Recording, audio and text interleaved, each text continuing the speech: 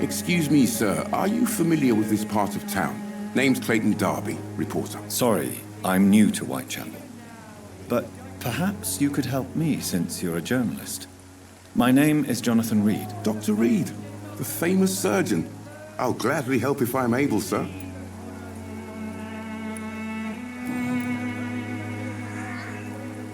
Why are the newspapers keeping silent about the Spanish influenza?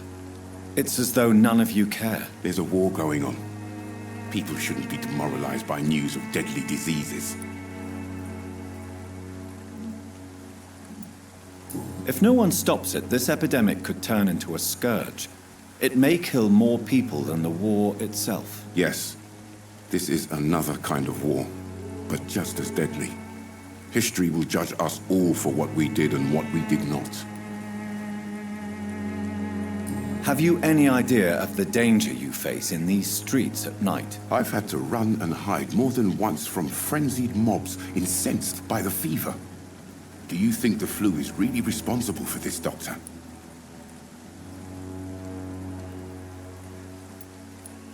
I must confess, some of my rational views have been shaken by recent events. I'll remember to stay away from the district's roughest streets then.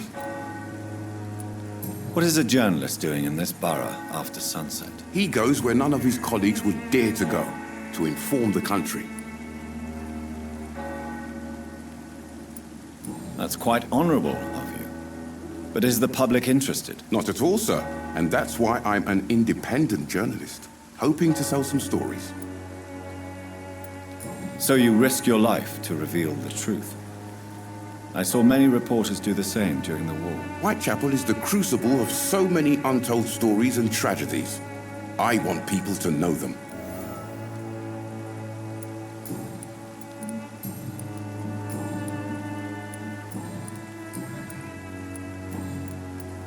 I heard you're investigating an underground medical dispensary in Uайтчепеле. What do you know about it? Not much, I'm afraid. They are wary of strangers, and I'm not really an acquaintance of theirs. Why do you care? I'm afraid one of the nurses from the Pembroke Hospital may be involved with unsavory activities. Ah, could it be Dorothy Crane? Without a doubt, you are a damn fine journalist, Mr. Darby.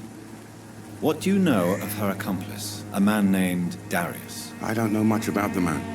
He's very cautious, never goes out, doesn't seem to have any friends or family. He has no relatives at all? No, except for that strange man, a poet named Richard Nithercott, who sometimes comes by. Darius would never let him in. Where can I find this Mr. Nithercott? He spends most of his time lurking around Uайтчепеле, talking to himself or declaring verses.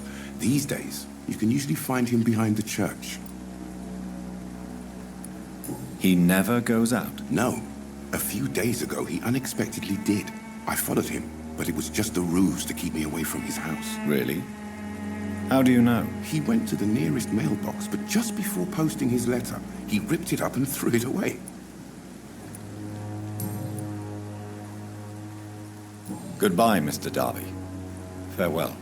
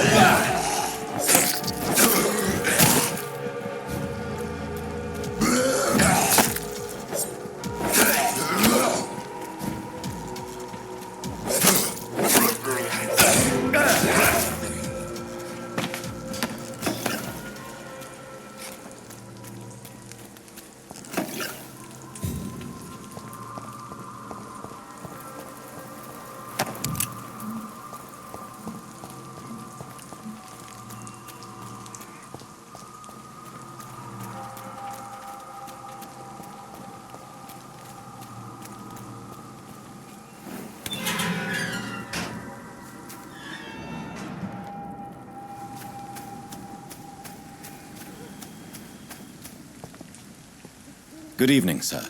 I'm Dr. Reed. I would like to ask you a few questions. Please be my guest. Although I may not be the best informant regarding this part of town, my words speak about that which the eyes cannot see. Really? Are you an artist of some kind? I'm a poet, sir. Richard Nethercott, at your service. May I ask what you're doing at this hour of night, sir? Do you live here? Not at all. I'm just enjoying the pleasure of a quiet walk. Though night talks are always preferable, if you ask me. Especially with strangers. But are you not afraid of the epidemic? Oh, why should I? I see some equity in the Spanish flu. No flesh should be saved, say the scriptures. Good or evil, rich or poor, all are equal in the eyes of the flu. If you say so. But as a physician in a time of epidemic, I must caution you to avoid unnecessary exposure, sir. Thank you, Doctor. But we both know the seeker of truth has to go boldly where the weak dare not. What are your thoughts on the terrible situation in this city? Terrible, you say? No. Of course, the death of so many innocents is a tragedy. But the scourge has not been all bad for the city. Oh, no, sir. What are you talking about? Do you remember London before the flu? Noisy, cacophonic, quiet nowhere to be found. And now, listen to this oddly peaceful silence. Yes. The enjoyable silence of the grave. You have a unique perspective on the situation, I must admit. Most people fail to understand my perspective. I don't blame them. But how could I call myself a poet if I veiled my feelings? Are you aware that your life could be in danger in this part of town? But this is where I must be to feel the real beat of the city. I had to come, see it for myself, alone. I understand your need for solitude, but it's not safe around here. I don't care. I don't have many friends, Doctor, and my family despises me. If some misfortune came upon you, who would be here to help you? Well, you for a start, my dear Doctor.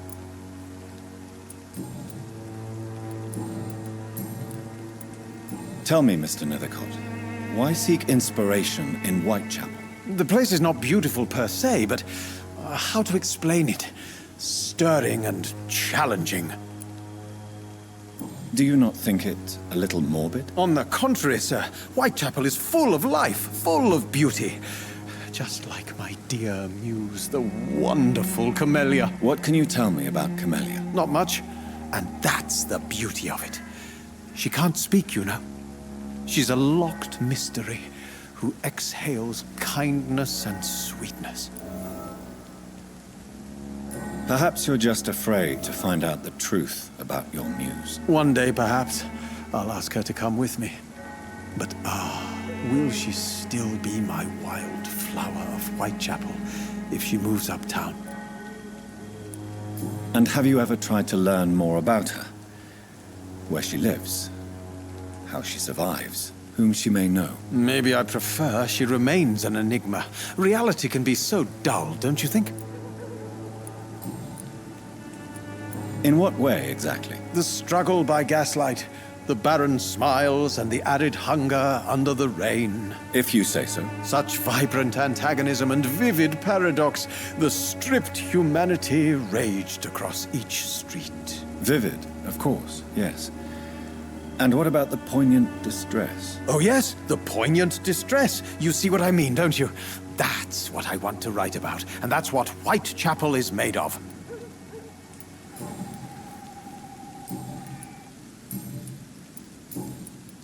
May I ask you a few questions about the district? Extraordinary part of town, is it not? I'll be glad to help you, if I can. I'm looking for Dorothy Crane, a nurse who lives in this vicinity. Dorothy Crane. Oh, I love the name. The Crane of Whitechapel. Sounds very mysterious. But, sorry, no, never heard of her. What can you tell me about an old man called Darius? Darius Petrescu? Yes, I know him. At first, I thought he was only a small publisher. I invited him to publish my work, but his reaction was pretty clear. Not interested in your talent? Darius is an old political activist who takes delight in printing tracts and lampoons. Those communist activities only require mediocre writing skills.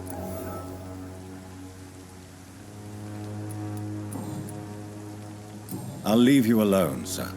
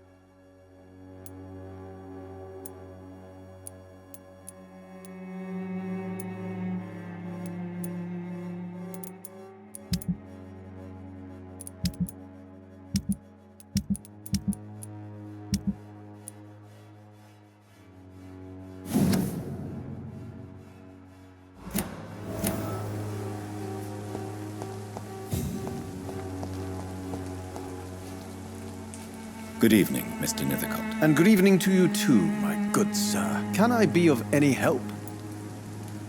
Do you need medical attention, sir? It may be wise to let you prescribe me something. I don't feel like I should. I understand your appetite.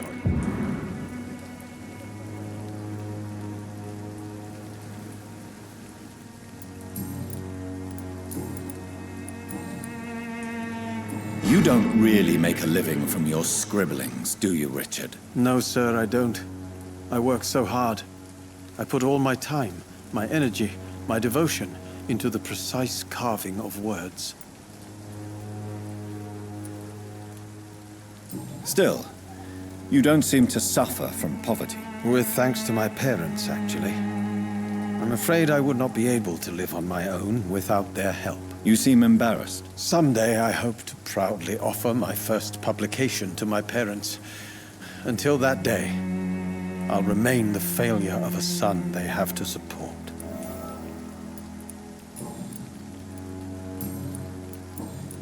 I'll leave you alone, sir.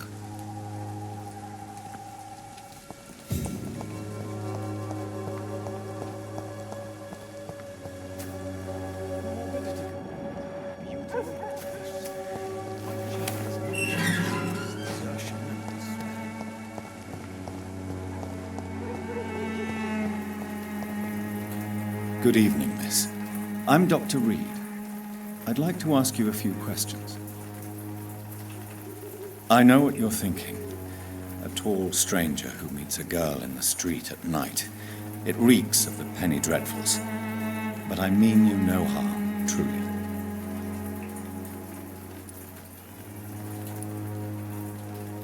Tell me about Richard Nithercott.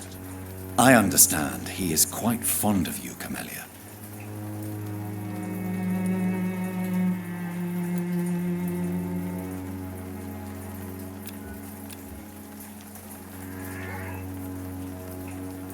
Very well. Goodbye, then.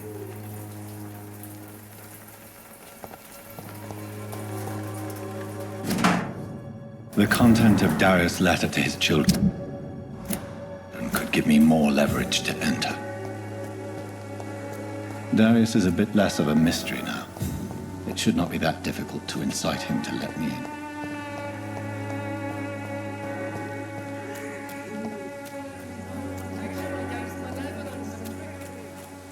You look so pale.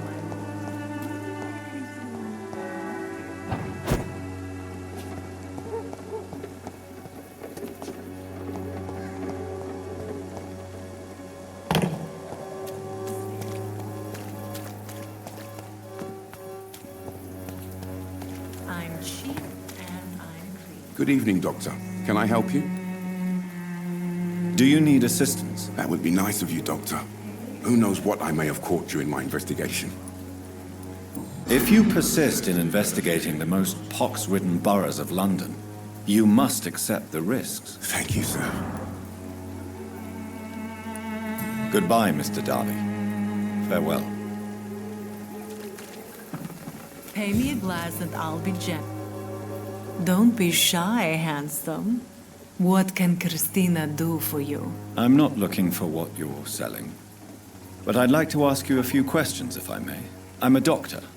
Dr. Reed. All right then, but be quick, though I usually get paid when I open my mouth. Clayton Darby claims he will expose the crisis in Whitechapel to all of London.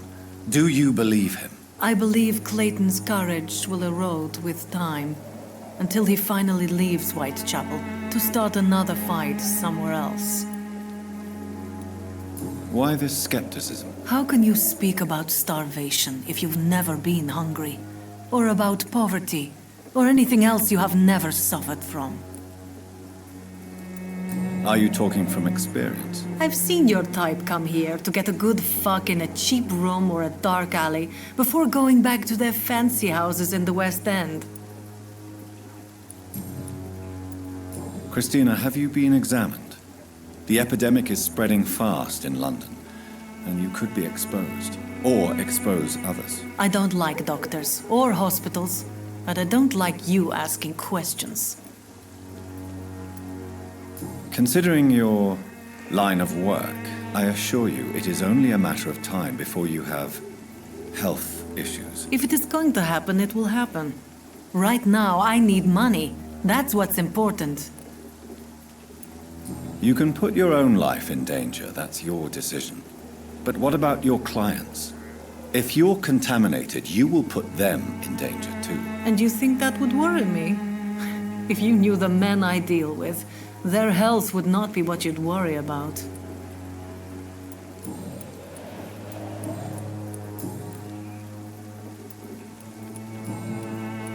Do you know Nurse Dorothy Crane from the Pembroke Hospital?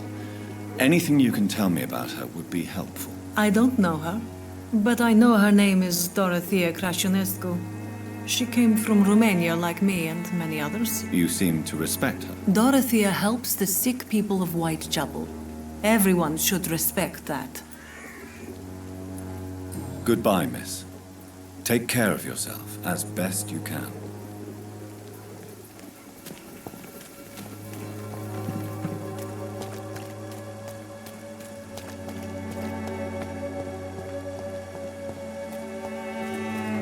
Cheap price, good quality. Come on, take a look. Don't be afraid.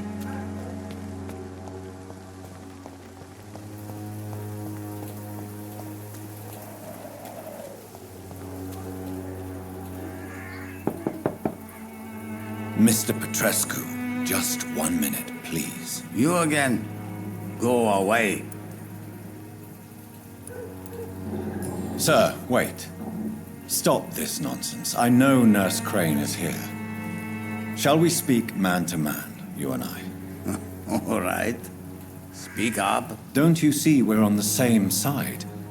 We fight to help the poor, sick, and abandoned. I'm nothing like you, Mr. Doctor. Yes, you are. You too believe in providing medical care without charge. You know what we have to sacrifice to make the world a better place. I have to admit your words have conviction. All right, I'll let you see, Dorothea.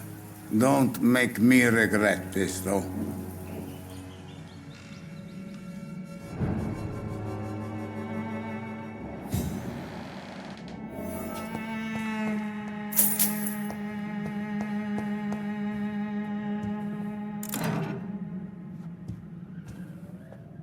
If you want to talk to Dorothea, you must go across the courtyard and take the stairs. We've not been formally introduced.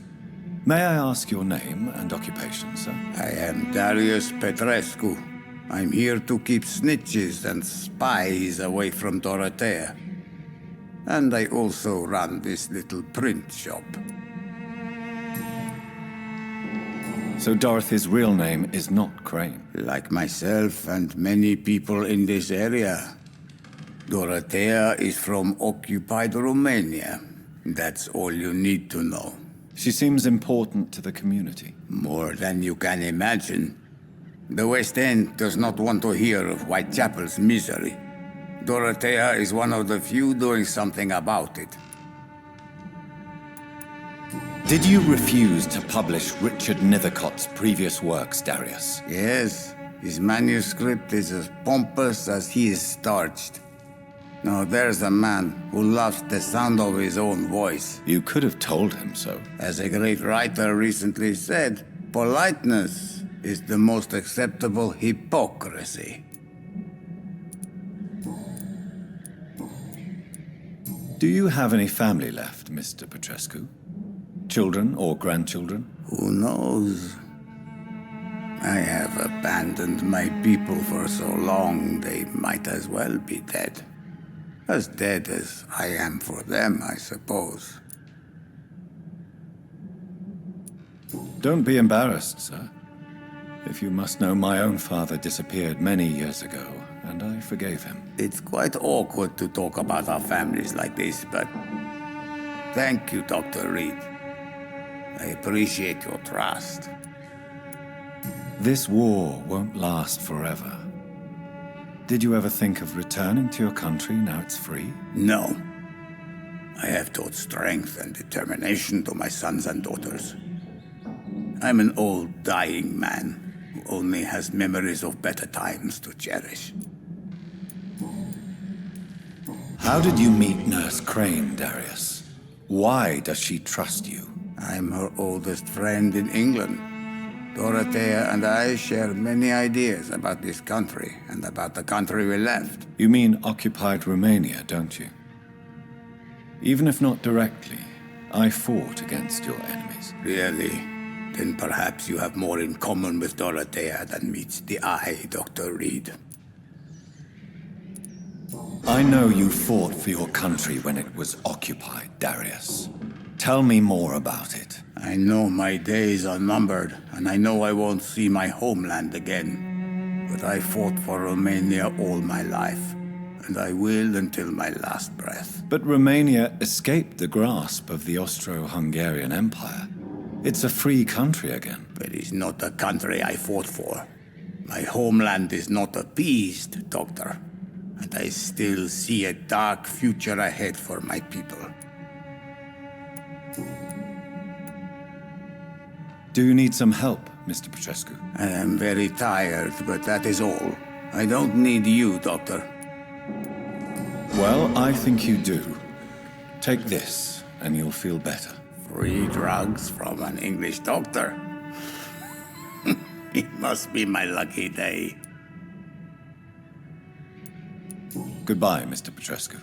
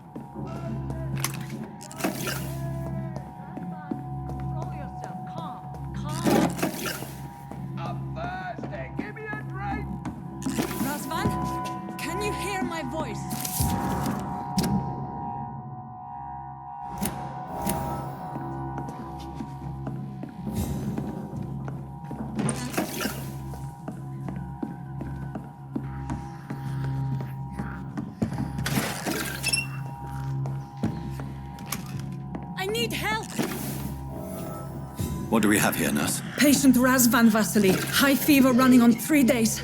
Complaints of dizziness, muscle aches, head pain. Diagnosed with influenza. Treatment?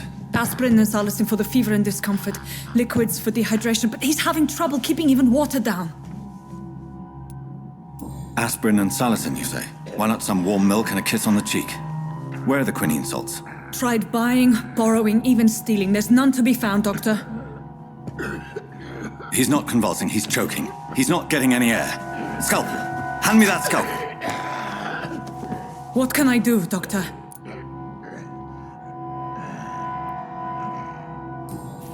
It's too dangerous to operate with these convulsions. Sedative, nurse.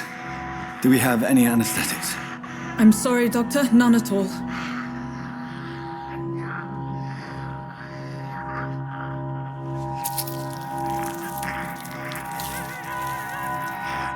I need to perform a tracheostomy. Short pipe. That rubber tube will do. We're going to cut a passage for air through the neck. Yes, Doctor. He's breathing again, but he's coughing up blood. Internal hemorrhaging. I need to make another incision into the chest cavity to drain the fluids from the lung.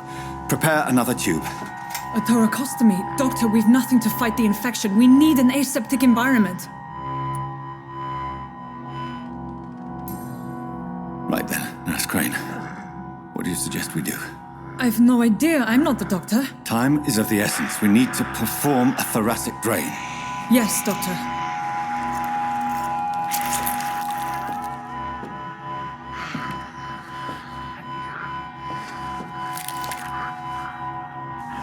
He's still bleeding, Doctor. I'm losing his pulse. The drain must have punctured the intercostal artery. There's too much blood. Are you all right, Doctor? I can't see.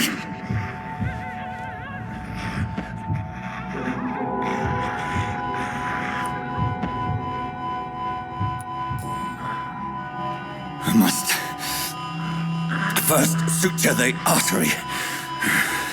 Find the wound. The source of the blood. Needle and thread, Doctor. Good. The stitches are holding. How's he doing? We're losing him. We've lost his pulse. He's dying, Doctor.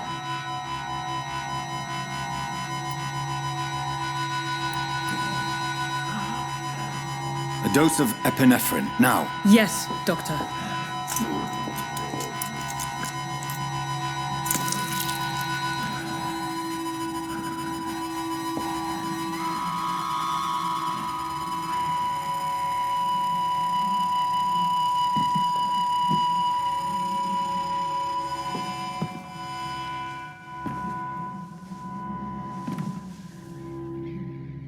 We've lost the pulse. He's gone, Doctor. Nurse, we did everything we could. Truly? Everything you could. Is that how you'll report this in your log? Is this how the war went? Piling up one poor corpse beside the next? This was not an influenza-induced seizure. I've never seen symptoms like these on the continent. Neither have I. But the previous symptoms leading up to this attack were the same, indistinguishable from the epidemic. No. There was something more vile in these reactions. Something primitive. There have been numerous reports of mental breakdowns caused by the fever that accompanies the flu itself, Doctor. Yes, but I'd best take some samples of the blood for analysis.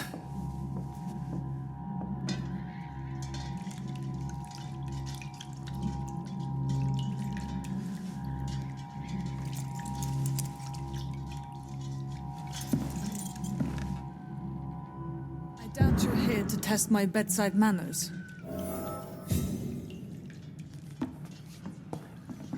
I suspect it was more than intuition alone that led you to us. So, how might I be of service, Dr. Reed?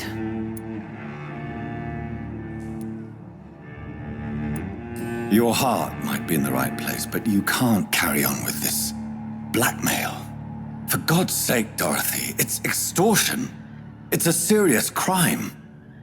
Doctor, you think your warnings scare me?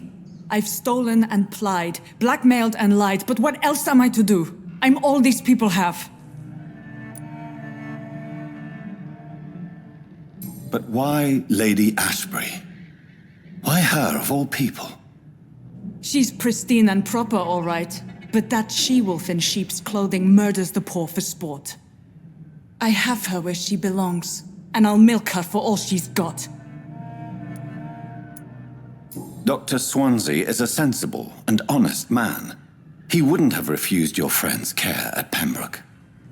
It's easy for you to say, Doctor.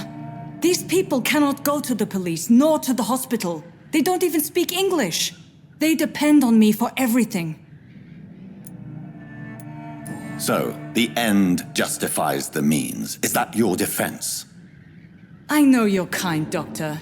Just another fine-heeled, silver-spooned gentleman who was given the world on a platter. You know nothing of poverty. Nothing of the shame, the hunger, the loneliness. You've convinced me of the sincerity of your actions and their noble justifications. But all the same, blackmail is a crime, and it will stop, Nurse Crane. So, are you going to turn me over to the authorities?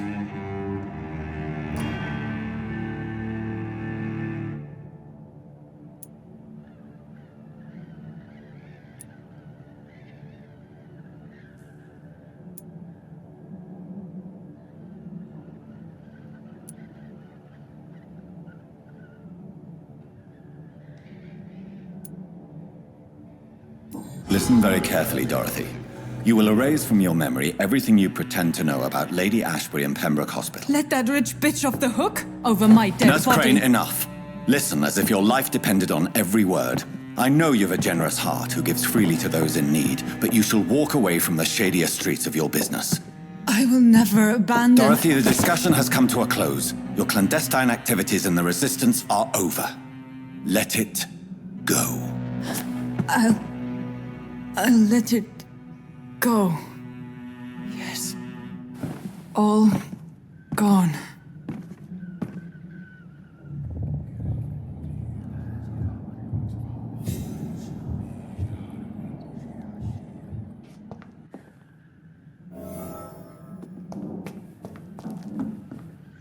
It's locked, all right.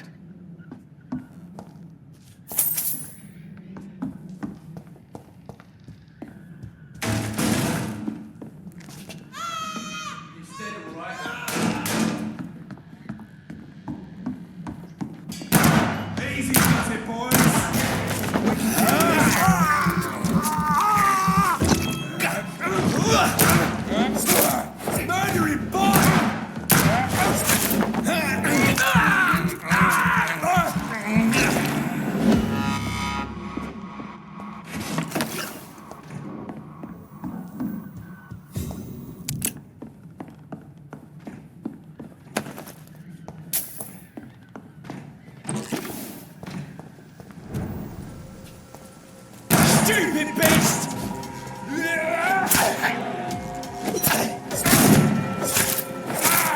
Burn it, boys! Fuck, he's dead! Filthy fucking beast! Kill it!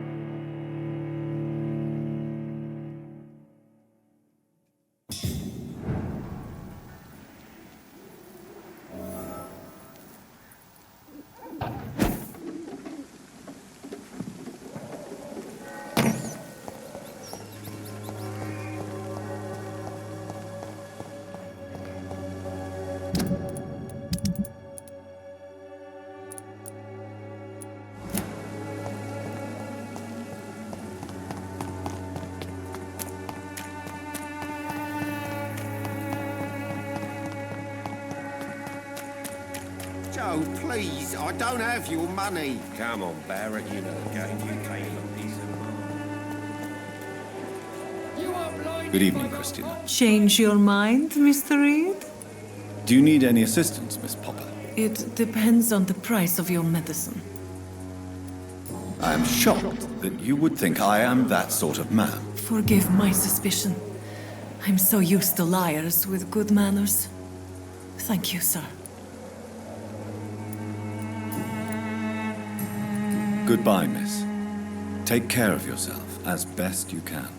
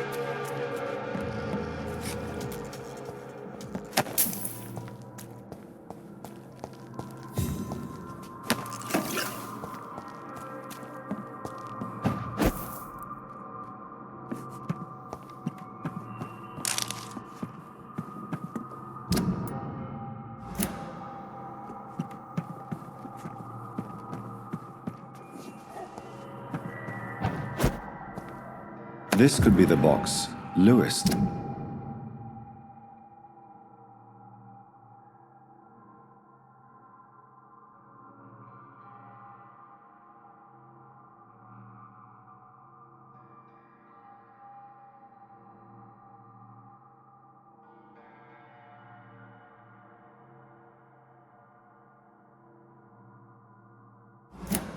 A love letter from Joe Peterson's wife, addressed to Barrett Lewis. Who should I give it to, I wonder?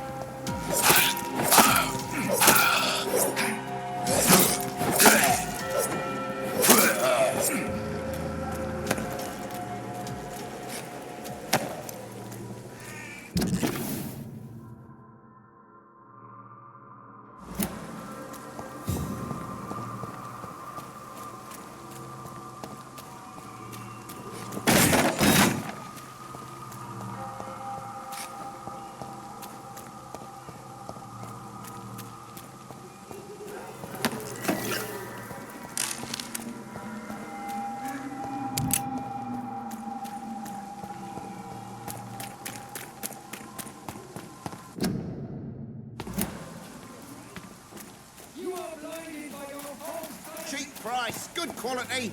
Come on, take a look. Don't be afraid. Fancy buying something, sir? You never lose your focus, do you? I found this box in an abandoned building nearby. I believe it belongs to you. Let's have a look. Yeah, this is mine. So, you faced those loons that roam around now. Extraordinary. I suppose I was lucky. Luck is a commodity round here. Yours should be properly rewarded. About this package, it's not just tools and trinkets, is it? I want to be rude or anything after your kind gesture, but it's none of your business.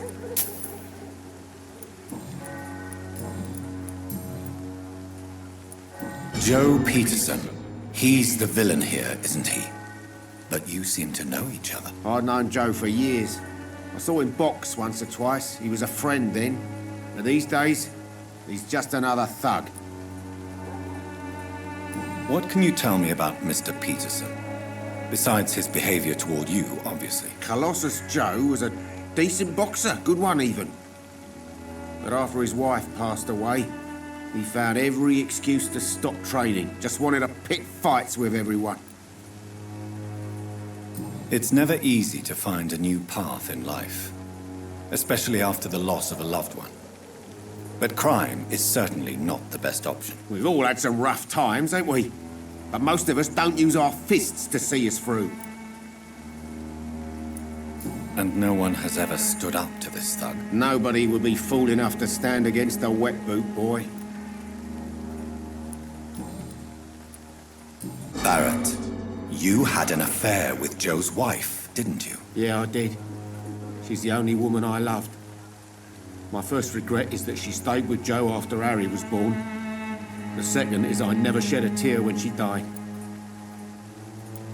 Did you ever try talking to Joe? Never. But I suspected he knew everything, even without knowing it. And he decided to make me pay in his own way. Do you mean you're Harry's father? No one will ever know for sure. And it's better that way. And I don't believe I'd have been all that bad as a dad. Goodbye for now, Mr. Lewis.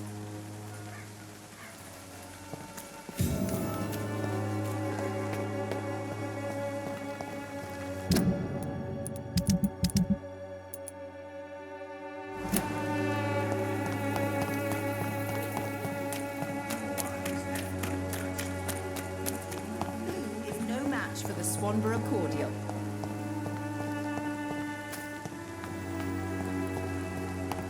When science fails you, this is you.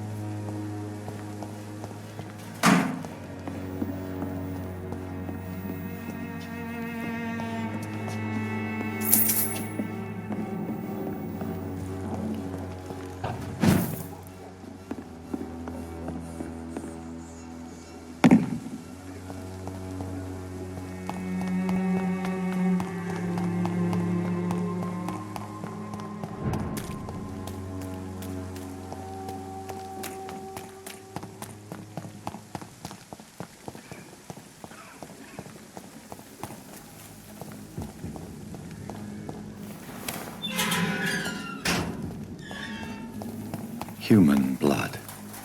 Whoever left these marks did so deliberately.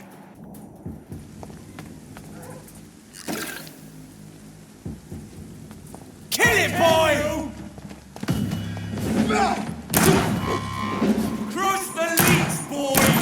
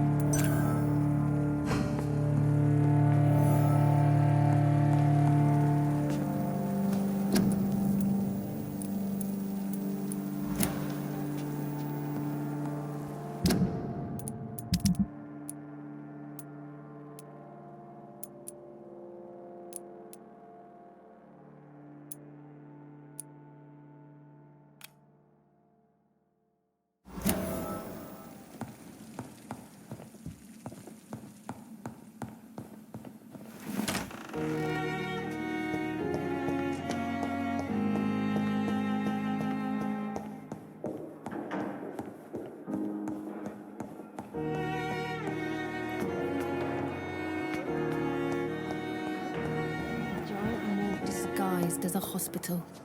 That's Pembroke nowadays. Good evening, Miss Howcroft. How are you tonight? I need blood, Doctor. Warm, rich, vibrant blood.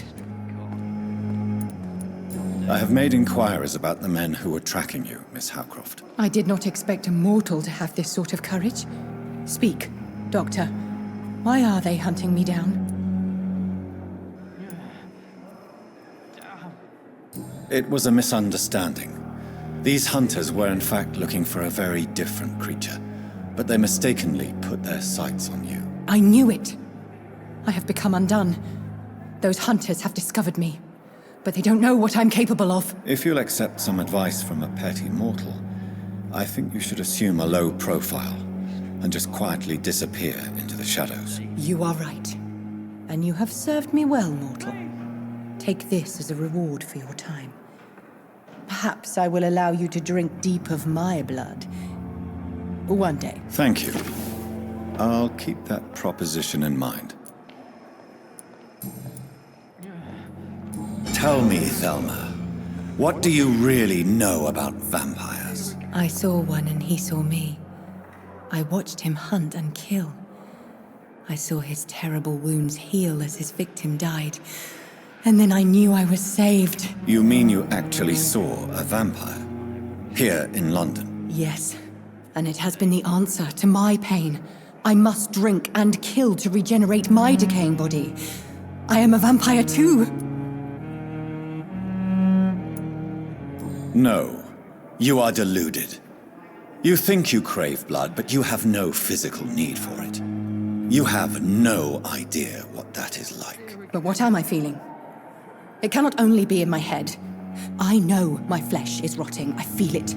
It disgusts me. Tell me, Thelma, why do you feel so attached to Mr. Elwood? Why him? I'm not sure, Doctor. I think we have a bond of some sort. We've both suffered so much. He's the only mortal I find interesting. Would you say you and Mr. Elwood are romantically involved? No. No, Thomas is a delicate soul. Even though he disguises it. But I am not the woman he needs. No, for I am a vampire, Doctor. Do you plan to make him a vampire too? Of course not. How could I inflict my curse on anybody else? I'm not that cruel, Doctor. I'll leave you, Mistress of the Dark, to your nocturnal activities. I wonder what your last thoughts would be, sir. The daily routine.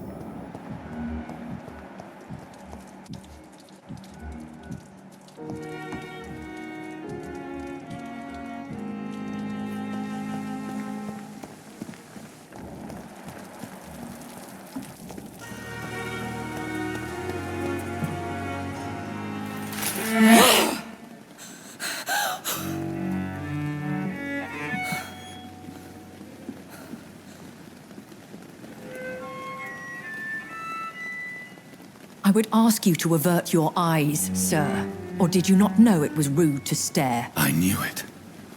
Speak up, Dr. Reed. I like a man who speaks his mind. You killed him. He trusted you. And you killed him. Spare me your sarcasm, Jonathan. You are but newly born in this world.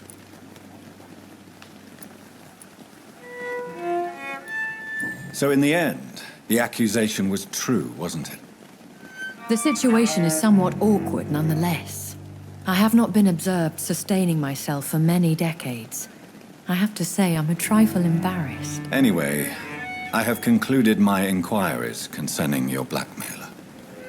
I see. Please excuse my agitated state. Under normal circumstances, I wouldn't let anyone see me in this condition. The case is closed, your ladyship. The person who took advantage of you has, shall we say, seen the error of her ways. So who was it? My lady, the blackmailer was dealt with using the utmost discretion. The culprit's identity is of no relevance. Thank you, Jonathan. That is exactly what I needed from you. You have proven your loyalty, so, as a friend, please accept this small token of my appreciation. Thank you, my lady. If you have an inclination to learn more about vampires or your current situation, I will be glad to aid you in your quest for knowledge.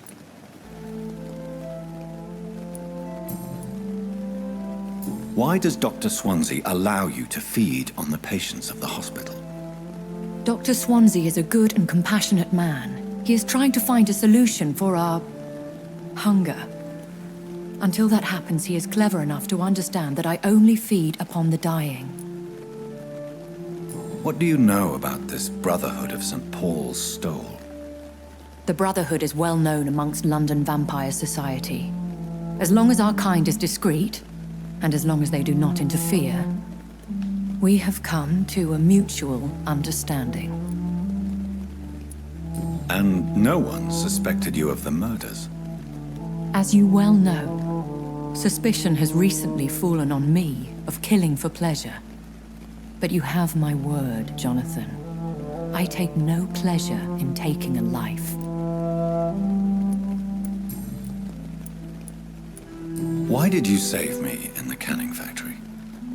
I could hardly stand by and watch such a promising young blood as yourself be torn to shreds by some gutter scowl. William Bishop wasn't the vampire that created me then? No, Jonathan. Whatever their strength and demeanor, scowls are the progeny of careless vampires. It cannot be the other way round. What type of vampire is a skull? Not a true vampire. The deformed offspring of lesser vampires. It is a shame these creatures run wild, slaves to their baser instincts.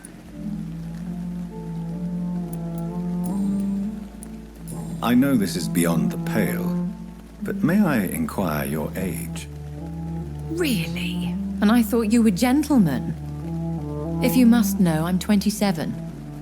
I've been 27 for a long time now, and 27 I shall remain. And who bestowed upon you this eternal youth? My maker. He left this isle a long time ago.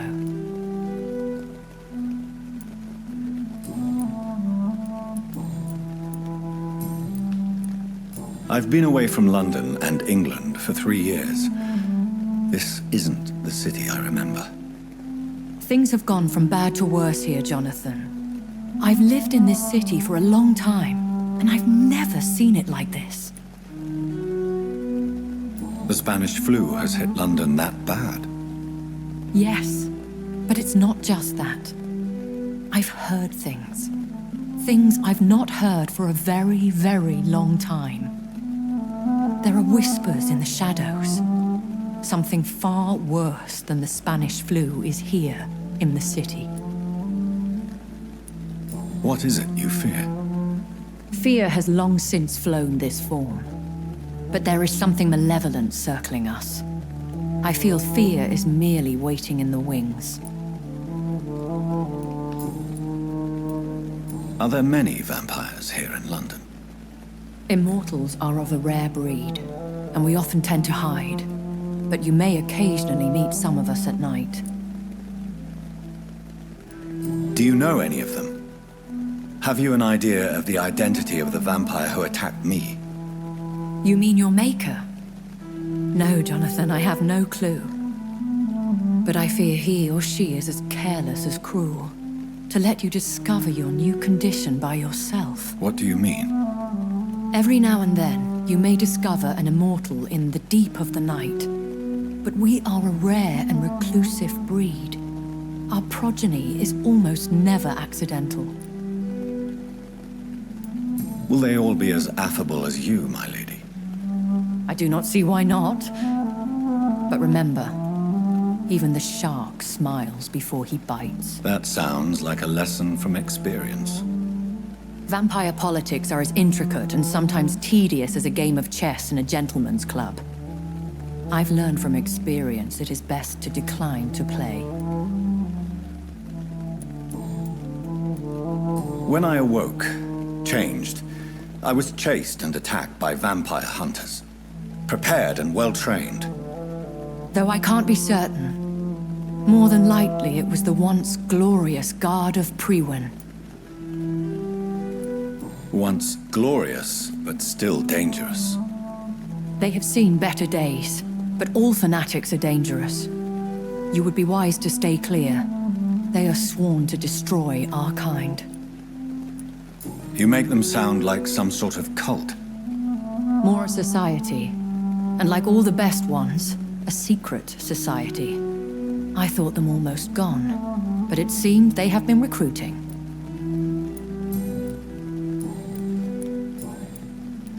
I've been hearing a voice talking in my head.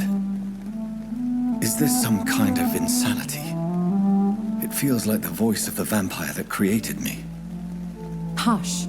Tell no one this. It would be unwise to talk of such things amongst British immortals. Speak no more of your maker. How could this cause offense? Only the powerful immortals can mentally call to their progeny. No vampire or hunter will sleep easy, knowing that an unidentified elder is stalking the streets of London. Excuse my forwardness, but are you my maker? Me? Goodness, no. Only a foolish immortal would create a progeny without taking precaution, and I'm no fool.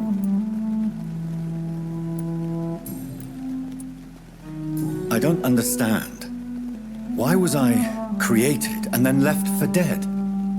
That is a question only the one who made you can answer. It's not normal practice. I doubt even if you find him, he will answer you, considering how cruelly he treated you. So me being a vampire could have been a mistake. I very much doubt it, Jonathan. Contrary to the legends, it is not as simple to make another vampire by just biting someone. I'd like to avoid creating another vampire by mistake anyway. Tell me, how is it done? The process is dangerous. It could even kill your potential progeny. If you did decide to sire an offspring, they must drink of your blood, Jonathan. A vampire? Is that what I am? What we are? Such a crude word, defined by penny dreadfuls and drunken hacks. No. You are now an Ekon, and that you shall remain. Are you an Ekon too? Yes, I am. We are the closest thing to what man refers to as vampires. Forget what you think you know about us. So we are Ekons. How can I identify us amongst other vampires? How to put it? All Ekon are vampires. But all vampires are not Ekon. We are but a branch of the immortal tree.